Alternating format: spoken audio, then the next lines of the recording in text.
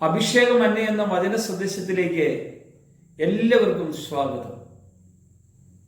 1 പത്രോസിലെ ലേഖനം 2-ാം അധ്യായത്തിന്റെ 9 മുതലുള്ള വചനഭാഗത്ത് രാജകീയ പുരോഹിത വർഗമായി വേർതിരിക്കുമ്പോൾ നിങ്ങളെ അന്ധകാരത്തിൽ നിന്ന് അത്ഭുത പ്രകാശത്തിലേക്ക് വിളിച്ചവന്റെ സൽഗുണങ്ങളെ ഘോഷിപ്പാൻ തക്കവണ്ണം നിങ്ങൾ രാജകീയ പുരോഹിത ഗണമാകേണ്ടതിന് ദൈവം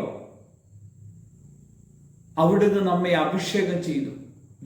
രാജകീയ പുരോഹിത വർഗവും വിശുദ്ധ വംശവും സ്വന്തം ജനവും എന്ന് കർത്താവ് പറയാനിട വന്നു. അന്നേരം വിളിച്ചത് എവിടെ നിന്ന്? അന്ധകാരത്തിൽ നിന്ന്. എങ്ങോട്ട് വിളിച്ചു? അത്ഭുത പ്രകാശത്തിലേക്ക്. ആരാ വിളിച്ചത്? യേശു. അവന്റെ സൽഗുണങ്ങളെ നമ്മൾ ഘോഷിക്കാൻ തക്കവണ്ണം നമ്മെ ദൈവം തെരഞ്ഞെടുത്തു. ഈ ഒരു തെരഞ്ഞെടുപ്പ് നമ്മൾ തിരിച്ചറിയണം. എവിടെ നിന്നാണ് നമ്മളെ വിളിച്ചത്? പാപത്തിന്റെ വലിയ ചേറ്റിൽ നിന്ന്, അന്ധകാരത്തിന്റെ അവസ്ഥയിൽ നിന്ന് അത്ഭുത പ്രകാശത്തിലേക്ക്, സാധാരണ അവസ്ഥയിലേക്കല്ല. ബൈബിളിൽ അപ്പസ്തോല പ്രവർത്തനം 9-ാം അധ്യായത്തിൽ പാപത്തിന്റെ ചേറ്റിൽ കിടന്ന പൗലോസിനെ ദമാസ്കസിലേക്കുള്ള യാത്ര മധ്യേ അത്ഭുത പ്രകാശത്തിൽ അവനെ വിളിച്ചപ്പോൾ ആ വിളിയിലാണ് ആ വിളിയിൽ യേശു കർത്താവിന്റെ സൽഗുണങ്ങളെ ഘോഷിപ്പാൻ തക്കവണ്ണം ഒരു രാജകീയ പുരോഹിത വർഗമായി പൗലോസ് എന്ന മനുഷ്യനെ വേർതിരിച്ചു. ഞാൻ പറയാം, എന്നെയും ഇതുപോലെ ഞാൻ അന്ധകാരത്തിൽ ഇരുന്ന സമയത്ത് അവന്റെ അത്ഭുത പ്രകാശം എൻ്റെ മേലേക്ക് വന്ന് അവന്റെ സൽഗുണങ്ങളെ ഘോഷിപ്പാൻ തക്കവണ്ണം എന്നെ ദൈവം വിളിച്ചു. ഈ ഒരു വിളി ആ യേശുക്രിസ്തുവിനെ രക്ഷിതാവും നാഥനുമായി ഏറ്റുപറഞ്ഞ് എൻ്റെ ജീവിതത്തിൽ യേശു ആരാണ്, എൻ്റെ ജീവിതത്തിൽ യേശു എന്താണ് ചെയ്തത്, എൻ്റെ ജീവിതത്തിൽ യേശു എങ്ങനെയാണ് പ്രവർത്തിക്കുന്നത്, ഇത് നമ്മൾ തിരിച്ചറിയണം. എൻ്റെ താഴോട്ട്, മുമ്പ് നിങ്ങൾ ജനമല്ലാത്തവരായിരുന്നു, ഇപ്പോഴോ ദൈവത്തിന്റെ ജനം. മുമ്പ് നിങ്ങൾ കരുണ ലഭിക്കാത്തവരായിരുന്നു, ഇപ്പോഴോ നിങ്ങൾ കരുണ ലഭിച്ചവർ തന്നെ. അതിന്റെ 11-ാമത്തെ വചനം മുതൽ നമ്മൾ ശ്രദ്ധിക്കണം.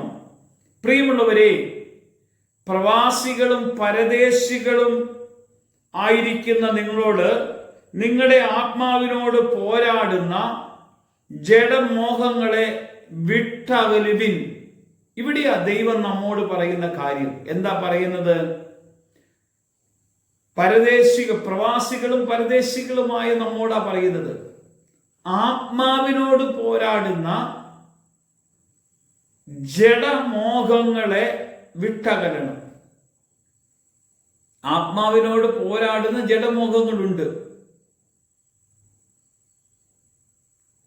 ആത്മാവിന് നമ്മുടെ അകത്ത് പ്രവർത്തിക്കാൻ തടസ്സമുള്ള, നമ്മുടെ ജഡത്തിലുള്ള ചില ബന്ധനങ്ങളെ വിട്ടൊഴിഞ്ഞു മാറിപ്പോകണമെന്ന് ദൈവം ആഗ്രഹിക്കുന്നു. അതിന് താഴോട്ടുള്ള വചനം, ജാതികൾ നിങ്ങളെ ദുഷ്പ്രവർത്തിക്കാർ എന്ന് ദുഷിക്കും തോറും നിങ്ങൾ നല്ല പ്രവൃത്തികളെ കണ്ടറിഞ്ഞ് കർത്താവിന്റെ പ്രത്യാഗമന ദിവസത്തിൽ ദൈവത്തെ മഹത്വപ്പെടുത്തേണ്ടതിന് അവരുടെ മുമ്പിൽ നിങ്ങളുടെ നടപ്പ് നന്നായിരിക്കണം. വിളിച്ചവന്റെ സൽഗുണങ്ങൾ ഘോഷിക്കണം. ആത്മാവി ജഡത്തിന്റെ ചില ബന്ധനങ്ങൾ കടന്നു വരുന്നത് കൊണ്ടാണ് പെട്ടെന്ന് വിളിക്കപ്പെട്ട ദൈവമകൻ കോപിക്കാൻ ഇടയാകും. പാപത്തിന്റെ ചില മേഖലകൾ കടന്നു വരും. ഇതൊന്നും നമ്മുടെ ഉള്ളിൽ വരരുത്. അനനിയാസും സഫീറയും കർത്താവിന്റെ കൂടെ കടന്നുപോയി ജീവിച്ച മനുഷ്യനായിരുന്നു. അവരുടെ ജീവിതത്തിൽ അവർ സ്വത്ത് വിറ്റിട്ട് അവർ സ്വന്തം അറിവോടെ മാറ്റിവെച്ചിട്ട് പത്രോസിന്റെ അടുക്കൽ പോയി നുണ പറഞ്ഞു. അത് ആത്മാവിൽ ജഡത്തിന്റെ ചില മോഹങ്ങൾ ഉള്ളത് കൊണ്ടാണ്. നമുക്ക് പ്രാർത്ഥിച്ചിട്ട് പൈസ വാങ്ങാൻ വേണ്ടി വിളിക്കപ്പെട്ടവരല്ല നമ്മൾ. ദാനമായി കിട്ടിയത് ദാനമായി തന്നെ കൊടുക്കാൻ വേണ്ടി വിളിച്ച ദൈവത്തിന് മുമ്പിലാണ് നമ്മൾ പ്രാർത്ഥിക്കേണ്ടത്. ഇവിടെ കരുതുന്ന ദൈവം നമ്മുടെ കൂടെയുണ്ട്. നമ്മൾ കർത്താവിൻ്റെ ആ ശബ്ദം കേട്ട് അന്ധകാരത്തിൽ നിന്ന് അത്ഭുത പ്രകാശത്തിലേക്ക് വന്ന നമ്മുടെ ഉള്ളിൽ ഒരു വലിയൊരു ദൈവതേജസ് നമ്മൾ കാണണം. അതുകൊണ്ടാണ് യേശു പറഞ്ഞത്, എന്നെ നോക്കിയവരെല്ലാം പ്രകാശിതരായി. ഒരാൾ പോലും ലജ്ജിച്ചു പോയില്ല.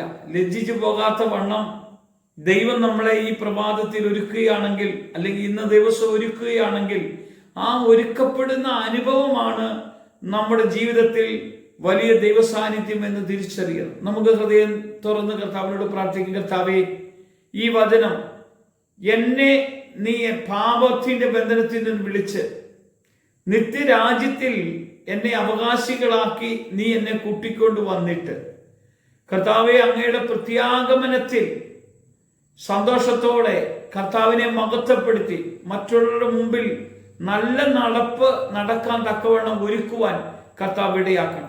യേശുവിന്റെ നാമത്തിൽ തന്നെ ആമേൻ.